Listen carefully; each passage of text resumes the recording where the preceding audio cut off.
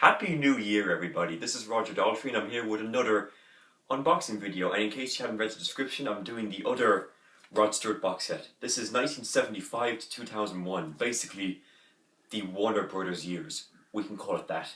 And then here's the back of the box with the 14 albums mentioned. And I forgot to discuss in Volume 1 that for Every Picture Tells a Story, it was released in the same year as The Faces' Long Player and A Knot Is As Good As a Wink to a Blind Horse, and also in Maggie May the 5 members appeared on Top of the Pops, and in 1973 they released Ooh La La.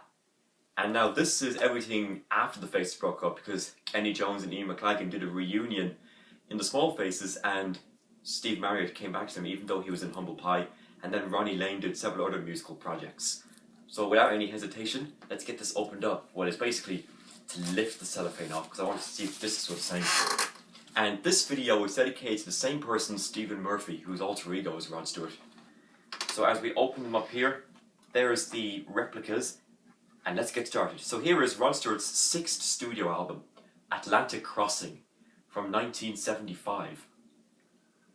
And this album was produced by Tom Dowd, and the Kiss drummer Peter Criss wanted him to produce his 1978 solo album, but he refused because he thought the songs were very dated and very awful sounding, but they weren't in my opinion.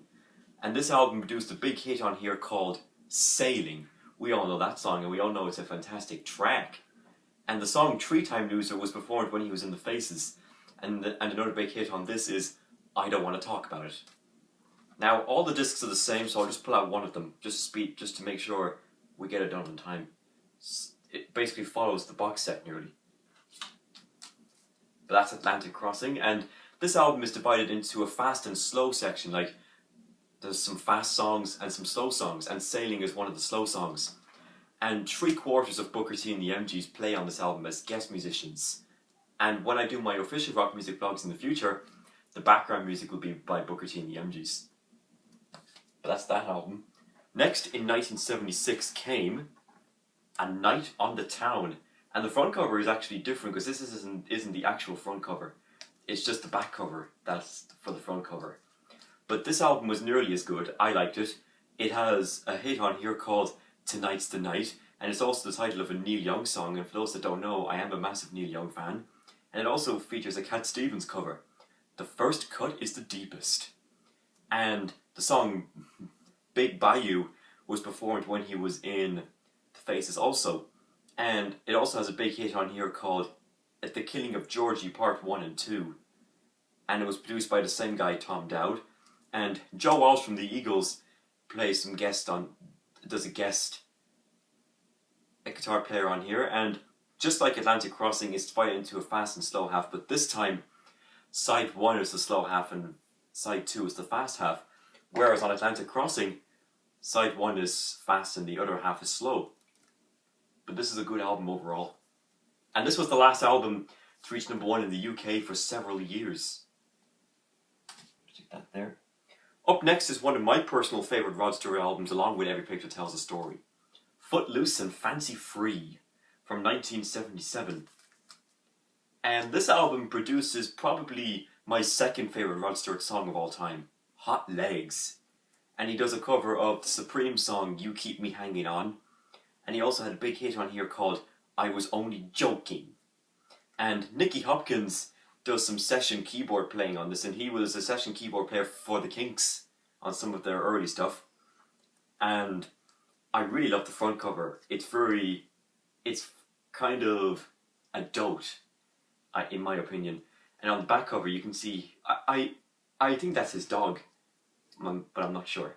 Who knows? But I love this album a lot. Now we come to the closing album of the 1970s, Blondes Have More Fun, or Do They? From 1978. And this album features probably my favourite Rod Stewart song of all time, Do You Think I'm Sexy? Because I just love I just love the melody to it. And this is easily my favourite album cover of Rod Stewart. I love how they're hugging and kissing each other, and the back cover is also very romantic.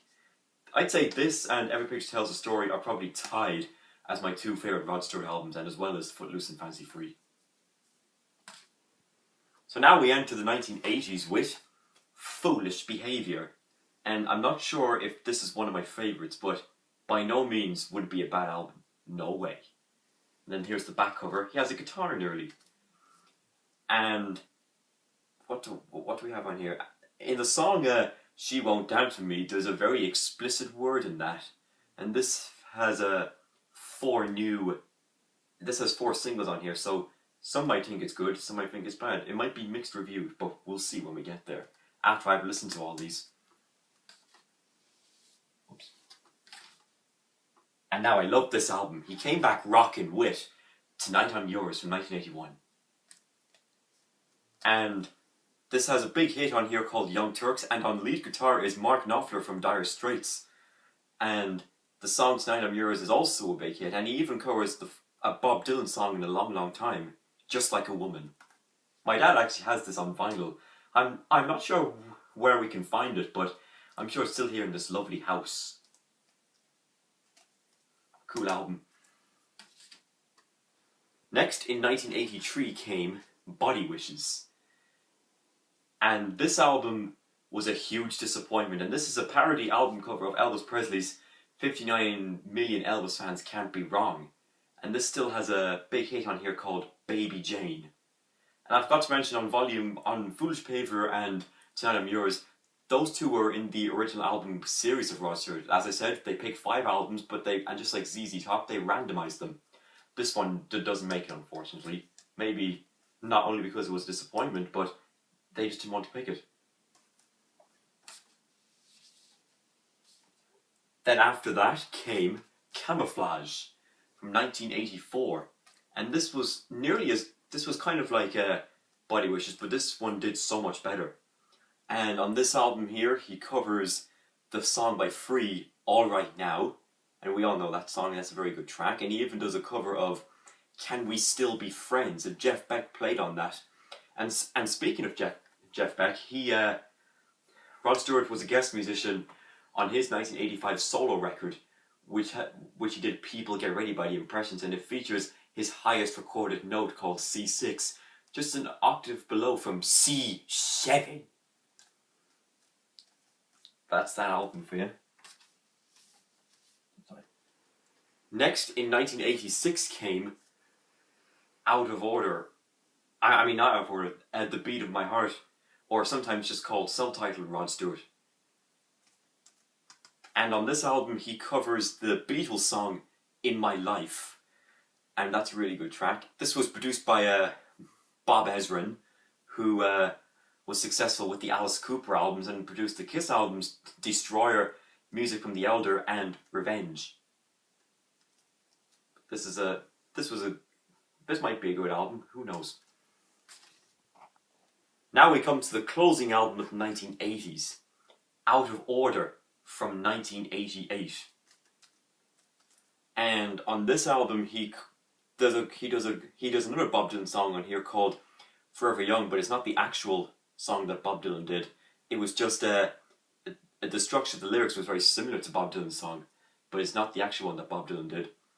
And he covers Otis Redding's Try a Little Tenderness, and we all know that. I remember in the movie Shrek, they did the chorus and it was so funny. And this was sort of a comeback for Rod Stewart, thanks to the big hit My Heart Can't Tell You No. But that's that one for you. Now we enter the 90s with Vagabond Heart from 1991. And this album produces a Van Morrison cover called Have I Told You Lately I Love You. And we all know that song, and it's a fantastic track. It's from his Avalon Sunset album. And he does a cover of It Takes Two with Tina Turner. And we all know the famous one is the one with Marvin Gaye and Kim Weston. And we all know that Tina Turner was successful for duets with Mick Jagger, I think, or was it David Bowie? And the big hits on here are The Rhythm of My Heart and the Motown song. And this was also released in the Rod Stewart original album series, as well as Camouflage and Out of Order. Next, in 1995 came a spanner in the works. And between 1991 and 1995, this was the longest gap of Rod Stewart for releasing albums. And he does another Bob Dylan cover, this time Sweetheart Like You, as well as Leave Virginia Alone by Tom Petty. And he does Suit Me by Sam Cooke. And he does Windy Town by Chris Rea. And nice album cover and back cover too. Now we come to the closing album of the 90s and the final one of the 20th century. When We Were the New Boys from 1998, at the year I was born. And he covers the Oasis song Cigarettes and Alcohol. And he does another cover of Ooh La La, which he did in the Faces. That came off the album Ooh La La. And nice cool album cover. That was only it.